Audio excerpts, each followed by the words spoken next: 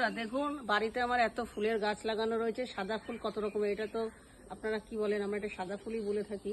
আর ওখানে টগর ফুল লাগানো আছে, আরও অনেক নয়নমণি সব কিছুই লাগানো আছে, কিন্তু একটা ফুলও পাবো না, যেহেতু আমার বাড়ি খোলামেলা বাড়ি। এ দেখেন 2-4টে আমার জন্য রেখে দিয়েছে, যে আমার যখন ইচ্ছা তখন পুজো করার জন্য ফুল তুলবো। সেটা ভোরবেলার থেকে দেখেন পুরো ফুল চুরি করে নিয়ে চলে যাবে। এত দেখেন ফুলের গাছ, এই দেখেন শিউলি, জবা, একটা যদি জবা থাকে দেখেন একটা জবা পাবো না, বুঝতে পেরেছেন তো।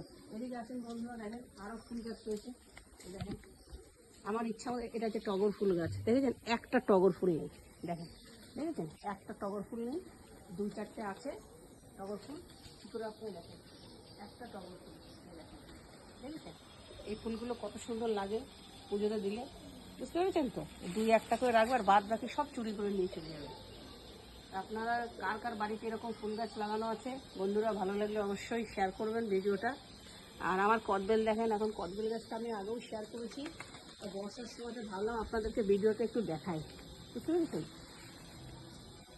বাড়িতে ফুল গাছ, আর দেখেন তুলসী গাছে আমার পুরো ভর্তি বন্ধুরা বাড়িতে। দেখেন এদিকেও দেখেন কত গাছ, এ দেখেন সব তুলসীর গাছ, এ দেখেন সব, দেখেছেন। আর বর্ষাতে একটু জল পেয়েছে, এই জন্য আরও বেশি ভালো লাগছে দেখতে। ভালো লাগলে বেশি বেশি করে শেয়ার করবেন।